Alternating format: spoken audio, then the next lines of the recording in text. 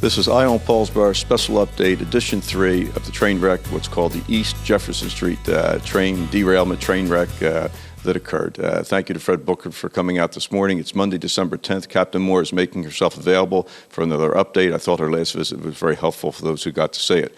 But before we lead into the program, a reminder, in contact with Mayor Hamilton and the Coast Guard Unified Command, it's going to be an informational meeting tomorrow night, Tuesday night, 6 o'clock, Paulsboro High School Auditorium. There'll be displays set up with pictures and details. Light refreshments are going to be available at the conclusion.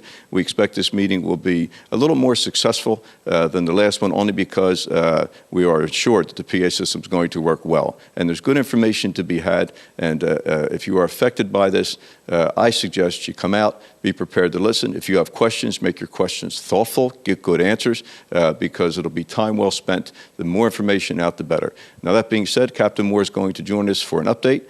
We are coming to you from the campus of Shady Lane, the Gloucester County Fire Academy, in this building, which is presently not housing people. We're in the wing that's called the James Sullivan Alzheimer's Wing, and of course, it's named after longtime Gloucester County employee and longtime Mayor of National Park, Jim Sullivan. He was a friend, and a beautiful portrait hangs in recognition of his service. We'll be right back with Captain Moore.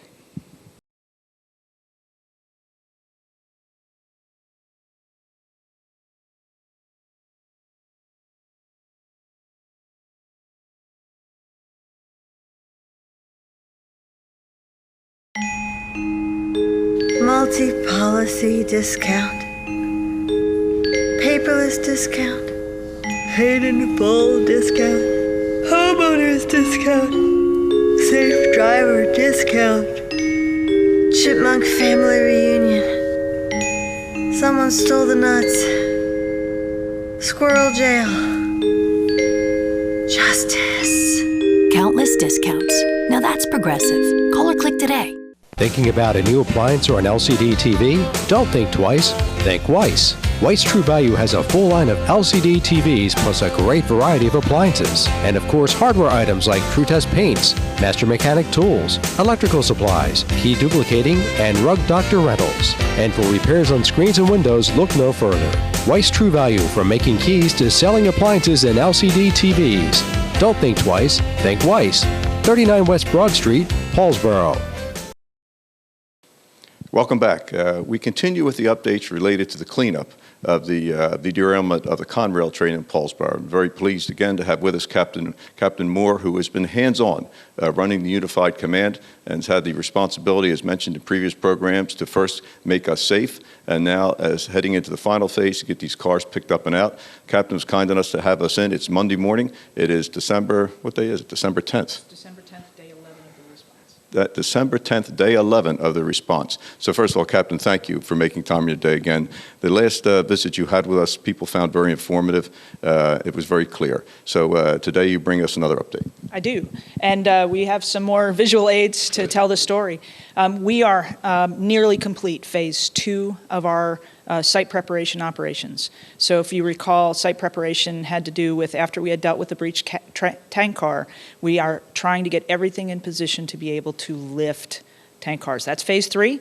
We'll talk some specifics about phase 2. We spoke earlier that phase 2 involved removing these pilings. These pilings have been here since 1840, and they have given us a tremendous challenge to cut up and get out of there. But we were able to remove these. We have been able to remove the structure associated with this catwalk, and then it's hard to explain, but there are fenders essentially that protect the bridge structure from maritime traffic going through the bridge. So we have been able very successfully to move this stuff as well. I want to show you just a sense of here's the size of a person, and then here's the size of the piling before it's even fully clear of the water, and then here is the size of our crane. The Weeks, I think it's 573. Yeah, 573 crane. This is that 150-ton crane. This is the one we were kind of waiting on to be able to get here. We had another crane positioned for a while to be able to work, but this got here in time for us to be able to use it. But that just gives you a sense of the scale of this monster crane.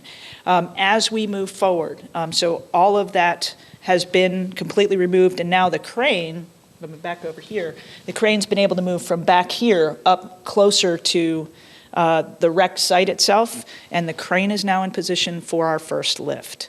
We're not all the way ready for our first lift. We still have more site preparation to do. As we move forward, this rail car has been secured from the back to a backhoe on land. The next step is to completely secure this rail car, because the A-frame, which is part of the mechanism that moves the bridge off to the side, must be cut away. And as you see, it actually pinches in on, the best pictures over here, it's actually pinched in on part of the structure associated with the tank car itself. So we have to secure this car and then remove this A-frame and remove some material around here as well. Once we get that all done, we're ready for our first lift of Phase 3. Our first lift of Phase 3 is a very easy lift to rig because it's not in the water, it's lifting the breached car. Remember, this is the car we've been chasing this whole time because early it presented the risk. It's still a pretty challenging lift because we still have to remove the part of the car, 323 we'll call it, out of 234. The bolster from this car, if you remember from last time, is inside 234. We have to separate them. There's no risk now of sparks or flames or anything like that because we've made a completely safe atmosphere inside. In fact, there is now an umbilical that puts in nitrogen, which is an inert gas, into this tank car. So there will be no risk as to separating them, but they do have to be separated before this car can be lifted. No problem doing that. It's just work that needs to be done in association with rigging this car. Let's talk a little bit about the rest of the sequence of the early parts of Phase 3. So our first pick is this car. At this point, we would very much like our second lift to be car 097. Car 097 is the one that's closest to vertical.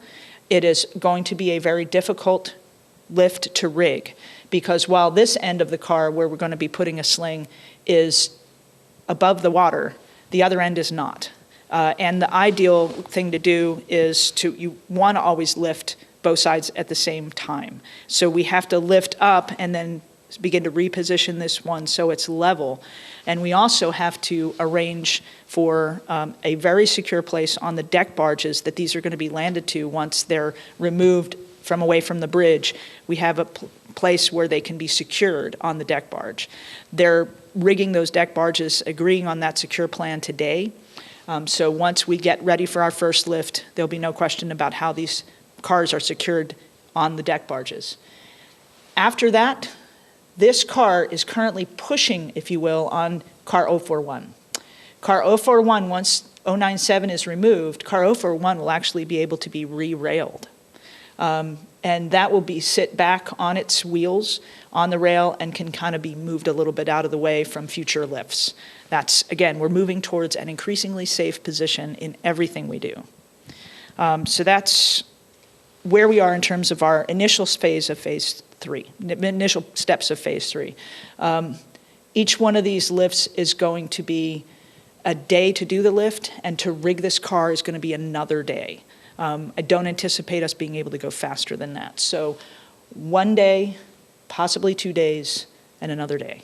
I want to talk a little bit about kind of how hard these operations are and what the safety measures that we're taking. First of all, we've talked a little bit about Mantua Creek, and we're actually going to give you all some video of the creek at its highest flow rate, or close to its highest flow rate. It is a high volume creek. It's quite deep. I think local residents already know and are quite aware of the risks that this creek is. I hear that there are whirlpools anyway, and we've created some monsters. Right now, when high tide starts to flow out through the obstruction that the wreck has created, we have a fall of about 1 foot. So the water backs up behind the wreck, falls about a foot before it hits its level on the other side of the wreck. And we think that the speed of the current local to the wreck might be as much as 10 or 12 knots. It's a high volume, high flow rate. It's an incredibly dangerous creek. We also know now that we've placed a NOAA tide and current instrument into the creek and pulled the data out of that, that we have very, very, very short periods between when the current is moving and when it's called slack water. Slack water is the ideal time for us to be able to dive, and the time period for slack water here at each high tide and low tide is about an hour. We were hoping for 2 solid hours. So we have a very, very, very dangerous condition to dive in and very limited time to dive.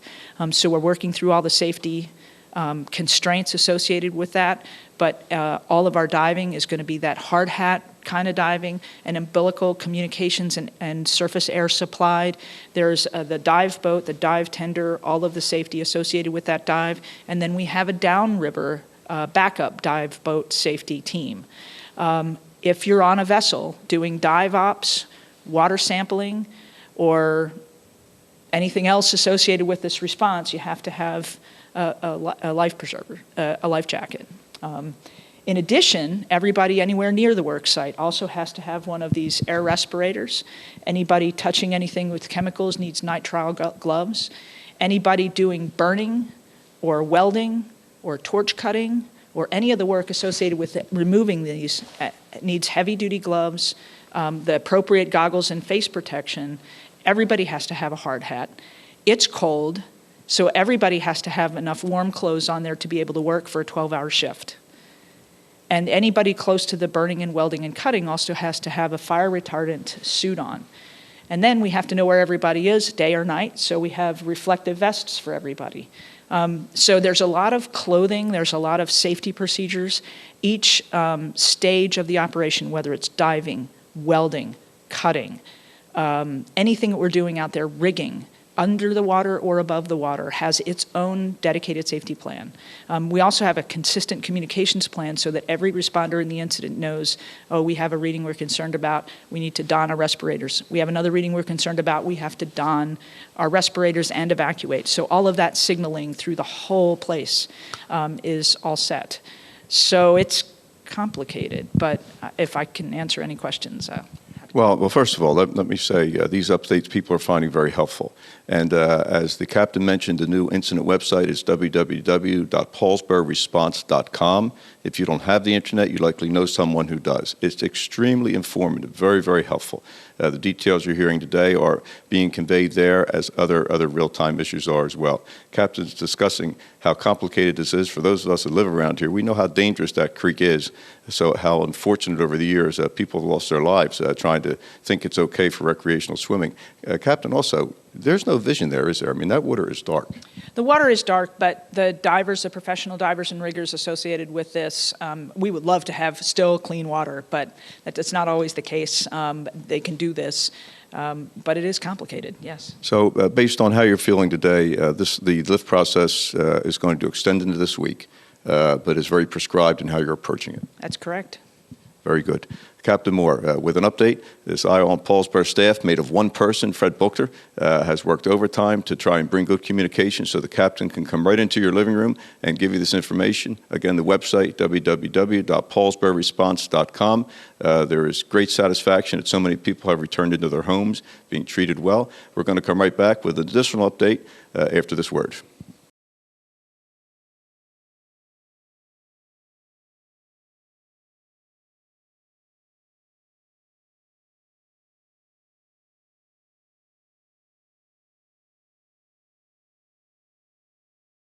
Life is a journey that we travel with a lot of uncertainty. When your family is faced with change and you're in need of understanding, direction, honesty, and professionalism, we at the Landolfi Funeral Home have a tradition of assisting you with all of your needs in any way that we can. We offer many affordable funeral services. Please feel free to call us with any questions you may have or visit us at www.landolfifuneralhome.com. Rizzo Family Chiropractic Center in Gibbstown offers pain relief with a difference. Using specific chiropractic adjustments, Rizzo Family Chiropractic will get to the root of your problem quickly. Bring your headaches, neck, back, joint, or limb pain to Dr. Karen Rizzo. If you have recurring pain, chiropractic can help. Rizzo Family Chiropractic can relieve many sources of pain without extended treatment and ongoing therapy. Give your family the gift of caring professional pain relief with a difference. Rizzo Family Chiropractic. Welcome back. Our update program continues now with the pastor of the St. Paul's United Methodist Church. I refer to him as Pastor Kevin. He's been on this program on many occasions, and he's been behind the scenes as people have been evacuated and both returned, and we thought it'd be nice to visit with him. You've seen a lot of mainstream media newspaper accounts, television accounts of how people are doing, but Pastor Kevin, first of all, thank you so much to you and to all the volunteers. Seeing a friendly face, someone that they know as people return or as people are being evacuated, made a big difference, I think. Yes, John, it really has. And just from the humanitarian side of things, I have been stationed at the Community Assistance Center, both beginning Friday at the Paulsboro Firehouse, and then making the transition up to St. Michael's Mutual Club in Gibbstown, and then making the transition back, midweek for getting back into town and getting things closer to home, as it were. But what I've experienced in this past week, I've been kind of representative as my position as chaplain of the Paulsboro Billingsport Fire Association, and taking a break from my work in Sandy relief as the District Disaster Response Coordinator of the United Methodist Church here in the Gloucester and Camden County areas, but because this has hit home. And the initial, the fears and the confusion and everything else that was occurring between Friday and Saturday, what I saw in and around that as I watched folk come in, we made the transition. I've been working very closely with the folks from Norfolk Southern Railroad as they have set up and operated this facility. It's been a real blessing to watch as the folk come in, just to be there and to be that presence. As you said, a familiar face. I know many of the residents, and they've known me, and they've come in, and I've been able to sit with them and talk with them and just direct them and help them get the resources that they need in making the transition. This disaster is an inconvenience at the least, and a major upheaval in the lives of our residents. And what I've seen, first and foremost, was neighbor helping neighbor. And again, in the community that we live in, many folks know their neighbors. They associate with their neighbors. And I've watched neighbor taking care of neighbor for transportation and food and everything else, and making sure they get the help that they need. And it's been a real blessing to watch the folk being cared for. And the compassion of those from the railroad who have been involved in making sure they get the hotel rooms, get transitioned. Watching the agencies working together, from the fire ground operations, our men and women have done a fantastic job on that end, from Paulsboro, Billingsport, and the other area fire companies. And I've also watched the folks from CTEH, our air quality monitoring folks, who have become a familiar sight in the community, as they have been. I know they've been through our church parking lot probably 6 to 8 times a day, checking and making sure everything was okay. And just watching these folk work together, especially on Friday afternoon when we began the reentry process. One of the biggest blessings I had was late Friday afternoon. Had a lady come to me. She came back in the door. The operation went very smoothly. We had, by Friday evening at about 8 o'clock, we had completed reentry for well over half of the homes that had been evacuated. We had teams of air quality technicians and a police escort with the homeowner going into each home, being tested. They were being brought back to the firehouse. We had transportation available. We were running shuttles all day Friday, all morning Saturday, running the folk back from the hotels, bringing them back to the firehouse, getting them back to the hotels to get their things. But one of the best things that happened, John, was late Friday afternoon. Had a lady come back in. Her home had been tested, and I had been off and on. I had met up with her throughout the week as she came back for resupply and things like that she needed for her family. But she came to me, she hugged me, and she said, "I'm going home." That sums it up, because with our town, as with any town, with all the warts and all the goodness and everything that happens, there really is no place like home, even in these kinds of circumstances. So thank you to Pastor Kevin, those people that have been at the watch, so to speak, through this process. We're going to be back, and more show to follow. Stay with us.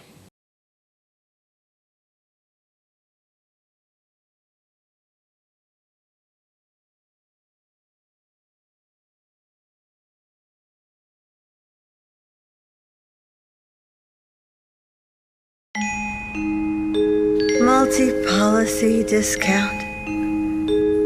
Paperless discount. Paid in full discount. Homeowners discount. Safe driver discount. Chipmunk family reunion. Someone stole the nuts. Squirrel jail. Justice. Countless discounts. Now that's progressive. Call or click today. Thinking about a new appliance or an LCD TV? Don't think twice. Think Weiss. Weiss True Value has a full line of LCD TVs plus a great variety of appliances. And of course, hardware items like True Test paints, Master Mechanic tools, electrical supplies, key duplicating, and Rug Doctor rentals. And for repairs on screens and windows, look no further. Weiss True Value, from making keys to selling appliances and LCD TVs. Don't think twice. Think Weiss. 39 West Broad Street, Paulsboro. As we continue to try to bring information to update the status of this issue in town, which we hope, as you're watching this, is winding down to a close, we want to go back and take a look at some of the things and details that happened. This has been very unique in the fact that our neighbors, Paulsboro residents, Gary and Rae Lynn Stevenson's house is right near the tracks, a beautiful new home they built. And Rae Lynn, who happened to be starting today, is eyewitness to the events as they unfolded. And that's very unusual when you have, train accidents. You don't usually have an eyewitness account. So first of all, Rae Lynn, are we going to be able to do the Christmas show? John, I'm hoping to get back in the house, get it ready for you. Yeah, because you're out now where the operations are going on. Yes. That must tell us, there's been some accounts in the paper, but my goodness. Think it was really happening? John, it was so scary and so freaky just to see something like that happening at that moment. I just didn't know what to do. I just yelled for Gary and then jumped on the phone and dialed 911. It looked like slow motion. Yeah, you get desensitized to this stuff because you watch motion pictures and cars are colliding, things happening. This was real life stuff. You got a train coming towards your house. Yeah, and it just the way it happened, it was just slow motion, and then like a collision after collision after collision, and then all of a sudden the bridge just started going over like in slow motion. It was amazing, but yet it was scary. Did you keep your eyes on it as the gas escaped, or at that point had you turned and looked for Gary and figured what's going on here? Yeah, I just screamed for Gary, and he goes, "Oh, I know." He just thought cars tumbled over till he came down the steps and saw what was actually in the water. So he threw on his fire gear and ran outside and says, "Rae Lynn, run inside and Google vinyl chloride stabilization," because he ran out and saw what was on the car. So I ran into the computer room, typed it in, and printed something out real fast. Wasn't good news. No. Do you recall, and I hadn't asked Gary this, the gas escaped immediately, or did it take some time for the collision to occur and then the gas? John, I think it was under 5 minutes when that started to happen. I have pictures that have time frames to them. The National Safety Board took them, and so this way they could go by time frame to see exactly what happened when and when everything started to clear. That's huge when it comes to understanding what happened here. Did they get all the pictures? Because we may put this on the segment if we have some. But I mean, that kind of documentation is so helpful. I mean, the papers have reported on the basics. The signal was red. I saw the signal red. Did you stop or did you go through it? Stop then go. Yeah. No. For some reason, it's a silly thing that I do. I look at the train all the time. I look at the lights all the time. It's something I do. I don't know why. Well, because you live there. I mean, you're familiar with it. You live there. Yeah. The other account that's been relayed in the press reports is the trains didn't sound right over recent time crossing that bridge, because I guess you get used to a sound. Yeah, it was the clicking sound over on the other side that actually closes, on the West Deptford side. You could just hear that every time a wheel would go over. Click, click, click, click, click, click. And then you could just hear it getting a little bit louder after time. And Gary's like, that doesn't sound good. That doesn't sound good. So, but my opinion is the way I saw that crash, I think it was the other side of the bridge, the way it looked. But it could have been the other side, and then the way it fell, it looked like the side towards my house. Well, the National Transportation Safety Board seems to be very thorough. In fact, I've been surprised that they've spoken as much as they have in the investigation being really in the early stages, because generally it takes a couple months for them to release things, but they've been outspoken about this. Yes, I got interviewed by them on Sunday for over an hour.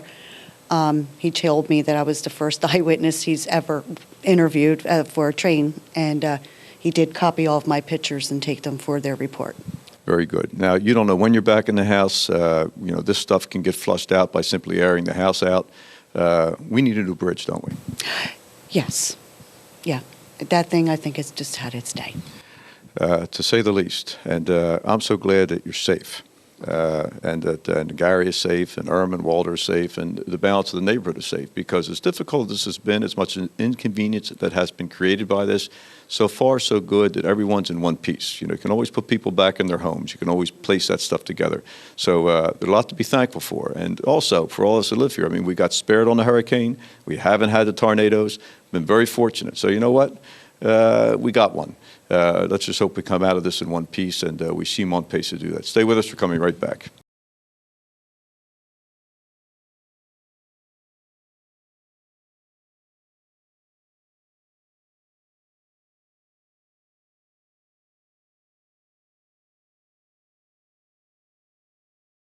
Life is a journey that we travel with a lot of uncertainty.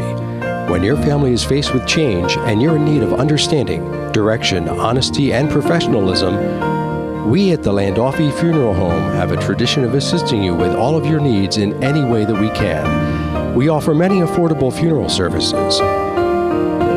Please feel free to call us with any questions you may have or visit us at www.landolfifuneralhome.com. Rizzo Family Chiropractic Center in Gibbstown offers pain relief with a difference. Using specific chiropractic adjustments, Rizzo Family Chiropractic will get to the root of your problem quickly. Bring your headaches, neck, back, joint, or limb pain to Dr. Karen Rizzo. If you have recurring pain, chiropractic can help. Rizzo Family Chiropractic can relieve many sources of pain without extended treatment and ongoing therapy. Give your family the gift of caring professional pain relief with a difference. Rizzo Family Chiropractic. We have a wonderful opportunity here to visit with Captain Moore, who is quarterbacking this operation involving the rail. She's been very kind to interrupt her day after doing a briefing with the Lieutenant Governor to join us here on Paulsboro so she can speak directly to the viewing audience as to some of the details. Now, if the picture gets shaky, that's because Fred is doing handheld, so it's pretty interesting. But Captain Moore, first of all, welcome to the show. And as I said to Captain Weimer, we are appreciative and grateful. This has been quite an incident. I was at the town meeting last night, and people were there for information. I think in the end, a lot of people got served. But this is an opportunity for people who couldn't make the meeting or maybe couldn't hear clearly. So we can pick it up from there. So first of all, thank you for interrupting your day. You're operating the Unified Command. And what can you tell us at this point? I mention this as, again, we're taping. This is a Thursday. The days run together. I think it's December 6th. If at least that's what. Thank you, because that's what we started as this morning. So we pick up from there. Day 7 of our incident. Oh my goodness. It is day 7 of our incident. So what we have is we have had a train wreck. The chemical is vinyl chloride that was released out of one of the tank cars that was breached. That vinyl chloride chemical is a toxic and very flammable chemical. Its character is that it is a liquid and evolves vapors when it's released to the atmosphere. When it's transported in these specialized rail cars under pressure about 30 to 40 psi. When we had the release into the community, that created the shelter in place that was originally the alert that originally went out on Friday morning. And that vapor cloud, if you will, went through the community. And since then, we have been working very close to the site, as well as had continuous monitoring for vinyl chloride in the community. It's a toxic chemical, and it is very, very flammable. So all of our work has to do with these train cars that are made of steel. Steel on steel creates sparks, so you can imagine it's a tremendously difficult operation, and we've been moving very safely and deliberately to get it resolved as soon as possible. We have continually conducted vinyl chloride and volatile organic compound measurements in the community's air, driving up and down the streets, an array of stationary monitors throughout. I know it's been incredibly disruptive in terms of having these on-again, off-again shelter-in-place alerts. What that does, though, is we've set an action threshold at 1 ppm for vinyl chloride.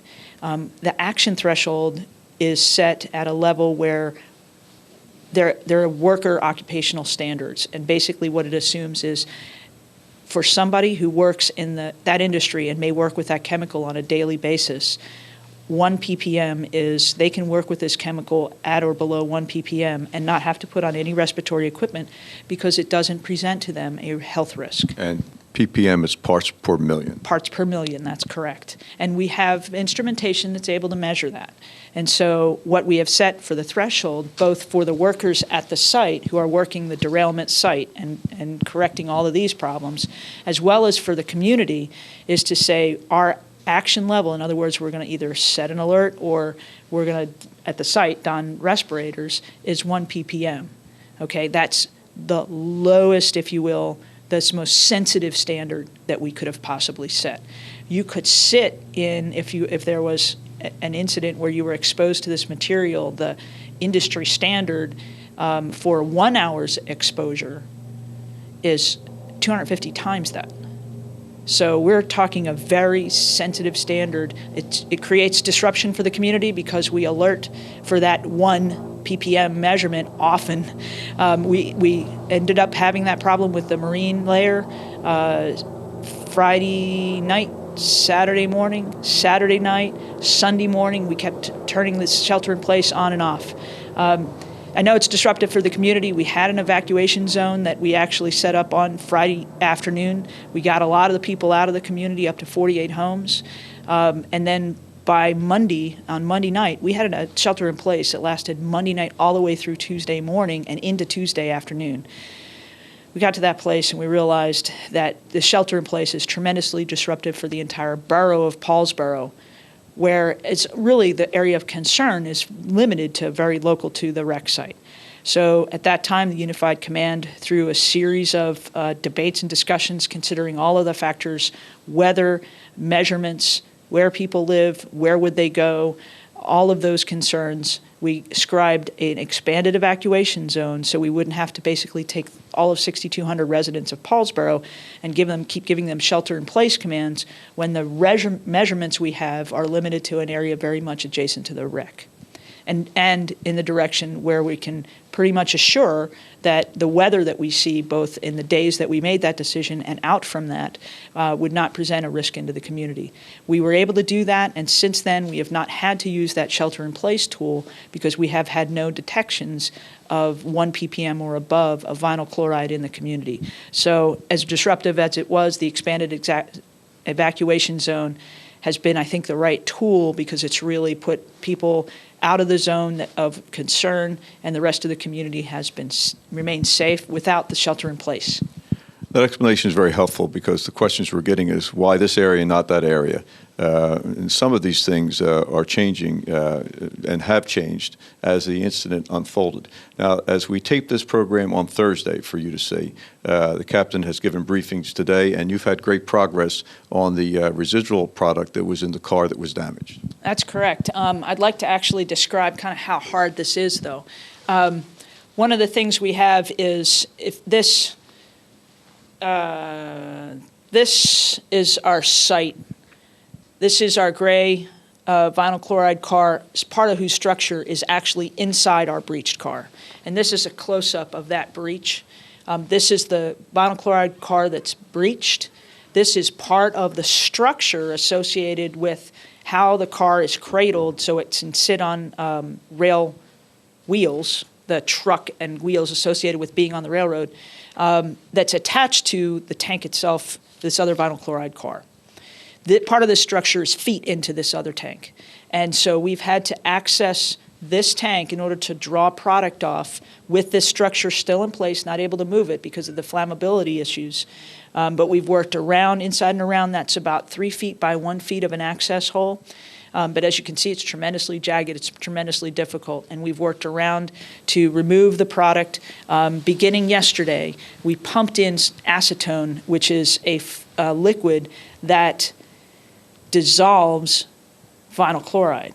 And so while very flammable, the acetone plus vinyl chloride plus water mixture that we put when we add the acetone in takes the toxic element out of it. So it's no longer toxic. It's still hazardous, it's still flammable, but it's no longer toxic. And so as we did that operation yesterday, and we did it in 2 sections, about 3,000 gallons of acetone in, pump that off, controlling the vapors into 8 evacuated rail cars.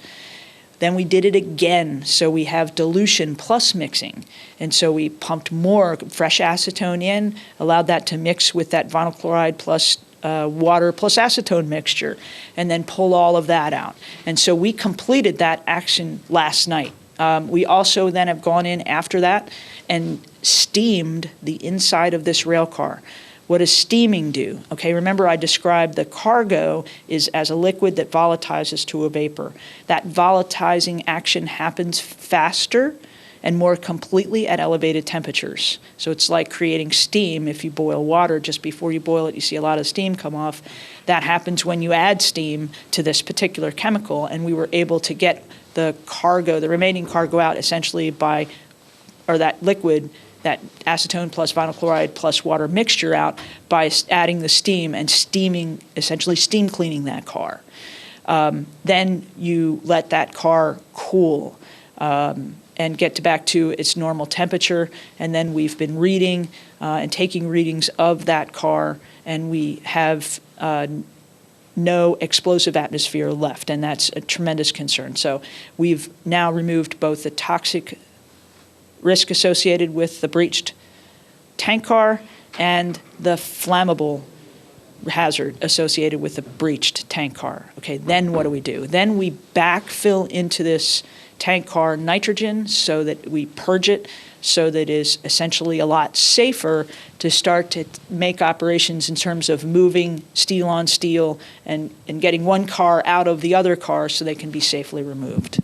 And as you move to the next operation, residents, of course, have seen the boom on the one crane coming. So that takes us, as we're taping this on Thursday, the captain's brought us up to speed with the good news of the fact that the remaining product is out of that tank, and that tank has been washed. And now you're continuing to monitor to see if the vinyl chloride, which you said has been pretty tricky here. I mean, it's hit. Tremendously challenging. It has reappeared, after our wreck on Friday and the initial vapor cloud, it has reappeared in the mornings and evenings associated with the marine layer. Night before last, we had a cold front come through, and we had a nice windy day, and we had no detectable vinyl chloride anywhere. But tonight is a really important night because we believe we have eliminated the source. Now is the time to see if there's any other source of vinyl chloride, whether it's anywhere underneath the bridge or anything else that we have to deal with before we can say, okay, we've gotten all of the cargo, all of the risk removed and taken care of. Well, we're hopeful, by the way, that this effort is successful. And nature has to cooperate a little bit as well. Big effort made here. Now, this next phase, and we'll probably be back to visit at some point. Really want to be back when you tell me it's all done, which will be the best program of all. But the movement of these cars, you mentioned the structure and the integrity of the cars that are carrying this product. Conrail seems to think that they're able to handle these.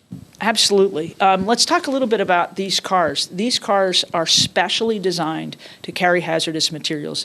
These cars are actually designed and dedicated to carry exclusively vinyl chloride. There is an inner tank where the liquid is held. There is then outside of that, there's insulation, 4 to 6 inches of insulation, and then an outer steel jacket. That outer steel jacket is a rail car. That's what you see when you see on the road. You don't see what's carrying the liquid. You see only the jacket part. The ends are actually much thicker than the 9/16 inch steel. That's the round part you see. The ends are thicker because as you understand rail operations, the chance for them to hit end to end or have any kind of sustain any kind of damage that way, they've toughened up the ends. They are designed to be lifted as those cylinders without the wheels and the trucks. They're designed to be lifted with the cargo in them. So there's no problem structurally in lifting these rail cars, these tanks. They're designed to be moved with the cargo in them. They're actually safer because they have all that structure in place, and as long as the tank is integrity is fine, it's no problem to lift them. They are designed with lifting points. In other words, the structures to strap onto and hook onto are already in place.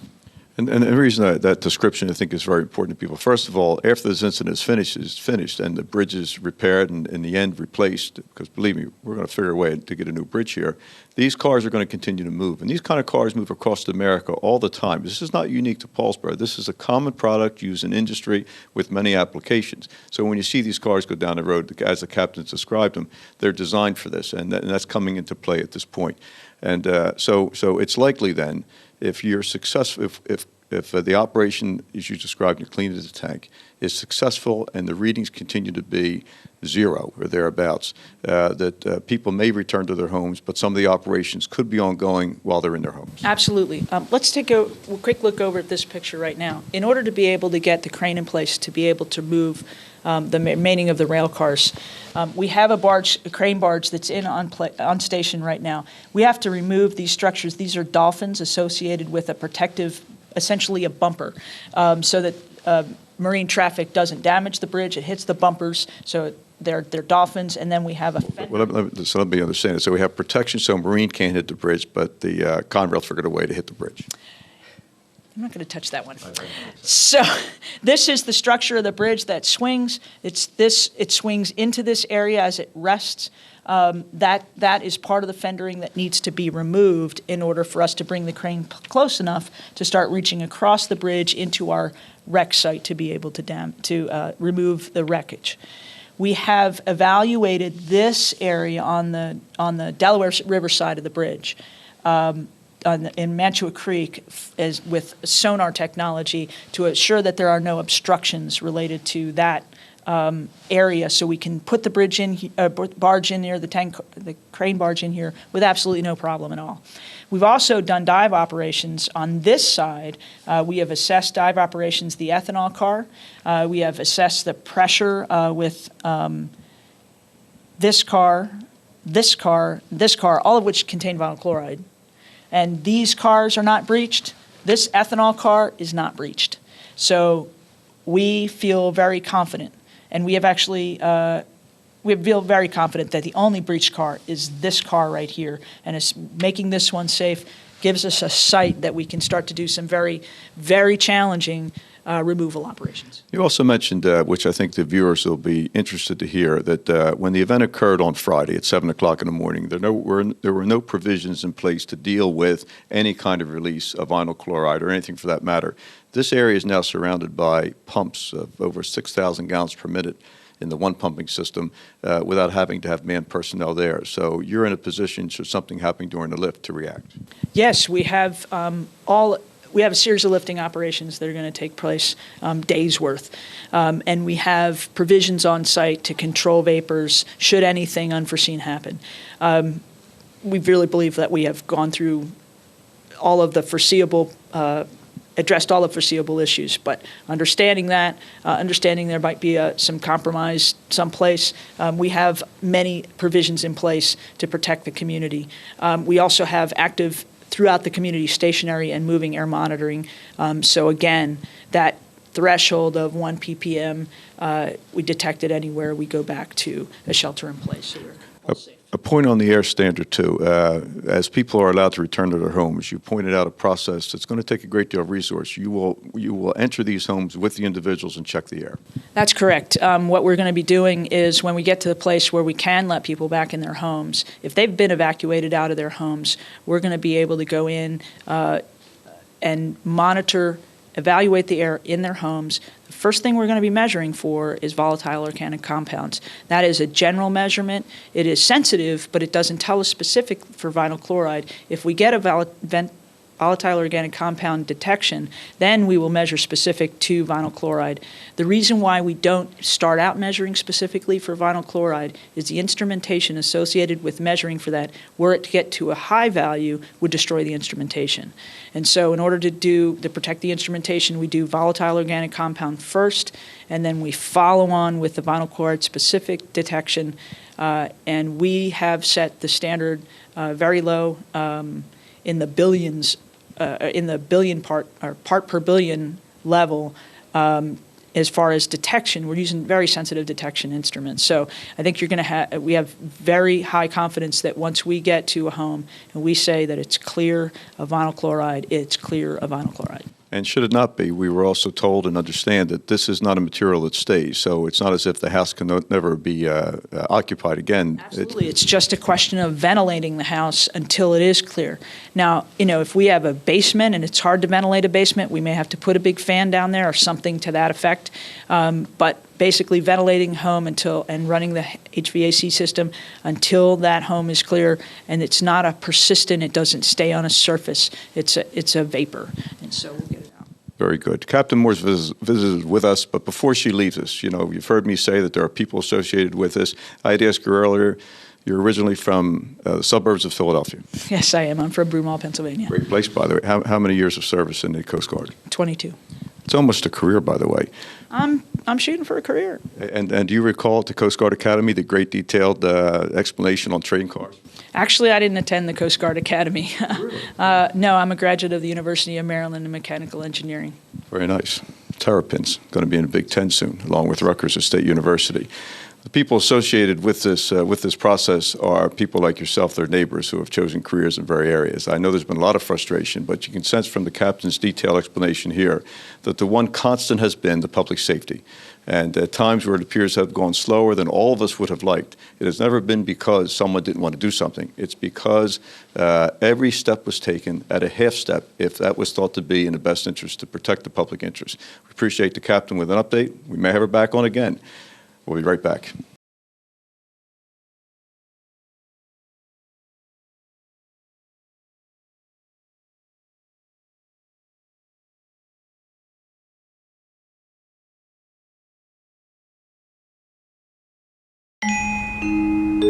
Multi-policy discount, paperless discount, paid in full discount, homeowners discount, safe driver discount, chipmunk family reunion, someone stole the nuts, squirrel jail, justice. Countless discounts. Now that's progressive. Call or click today. Thinking about a new appliance or an LCD TV? Don't think twice.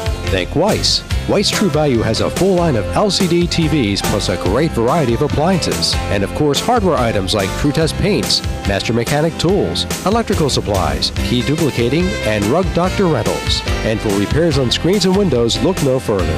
Weiss True Value, from making keys to selling appliances and LCD TVs. Don't think twice. Think Weiss. 39 West Broad Street, Paulsboro. Life is a journey that we travel with a lot of uncertainty.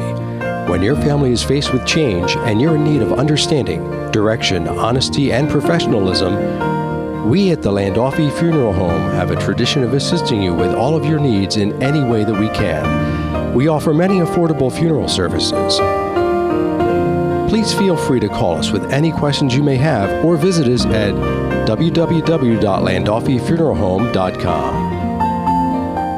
Rizzo Family Chiropractic Center in Gibbstown offers pain relief with a difference. Using specific chiropractic adjustments, Rizzo Family Chiropractic will get to the root of your problem quickly.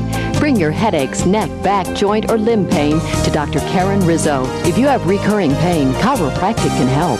Rizzo Family Chiropractic can relieve many sources of pain without extended treatment and ongoing therapy.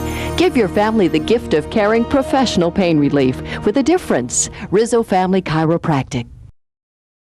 Welcome back to the program. As we continue this look of the response to this incident, and as we get into the show and go behind the scenes, which we hope you're going to find informative, we thought we should start at the beginning. Gary and Rae Lynn Stevenson have a beautiful home they recently built that sits very close to the site. Irma and Walt Stevenson live across the street. So this is a very rare occasion where there's actually firsthand witness of something like this happen.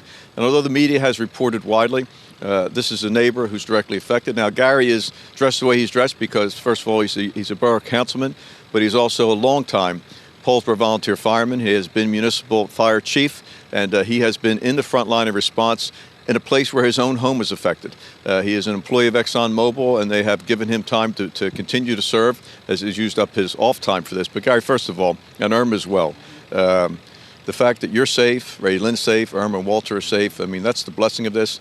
But this has been a bad one. John, it's one of them things when you hear about airplane crashes, it's always some other town, some other state.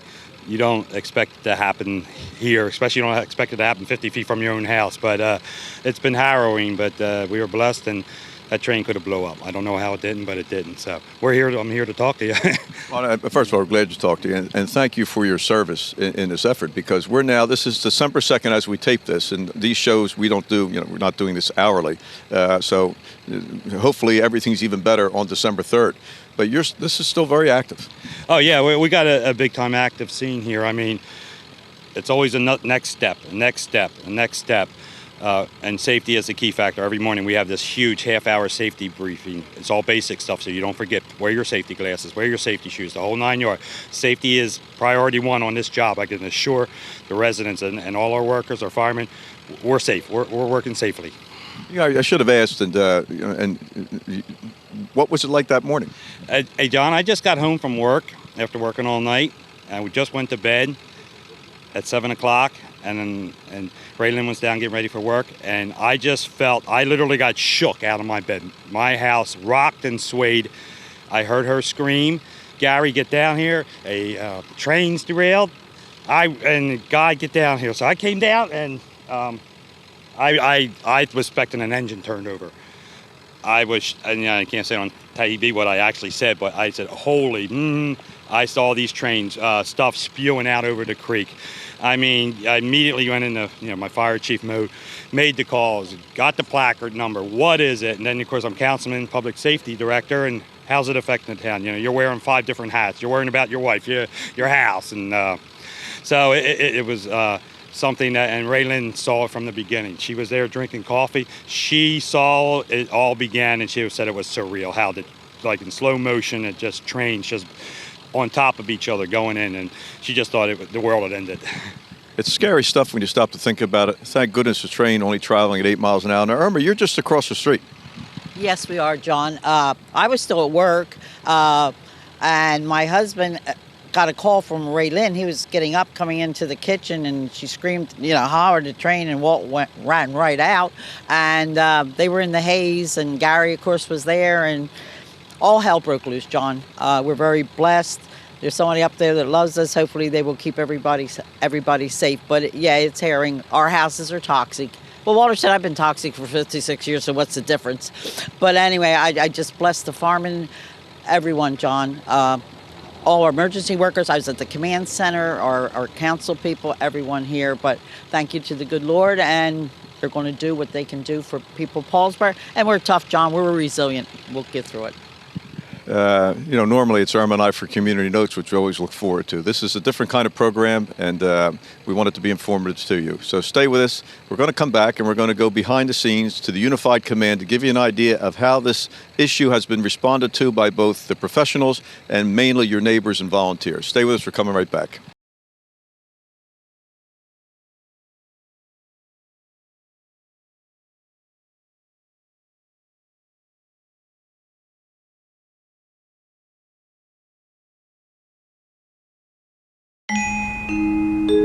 Multi-policy discount, paperless discount, paid in full discount, homeowners discount, safe driver discount, chipmunk family reunion, someone stole the nuts, squirrel jail, justice. Countless discounts. Now that's progressive. Call or click today. Thinking about a new appliance or an LCD TV? Don't think twice. Think Weiss. White's True Value has a full line of LCD TVs plus a great variety of appliances. And of course, hardware items like True Test paints, Master Mechanic tools, electrical supplies, key duplicating, and Rug Doctor rentals. And for repairs on screens and windows, look no further. White's True Value, from making keys to selling appliances and LCD TVs. Don't think twice, think Weiss. 39 West Broad Street, Paulsboro. Big thank you to Fred Buchner again. This is the third program we have shot in probably 4 days, 5 days, in that range. To Bill Crane, our producer, couldn't be with us. To Irma, who is in a different place this morning. She'll be there at the meeting Tuesday night. If you can make it, get out there. Again, bring thoughtful questions and continue to stay tuned for information and updates from various sources as these tank cars are removed from this municipality and this rail line gets back to service. And then we begin the honest charge to get a new modern bridge in place so we never have to deal with this again based on these circumstances. Thank you for watching. Till next time, see you on Broad Street.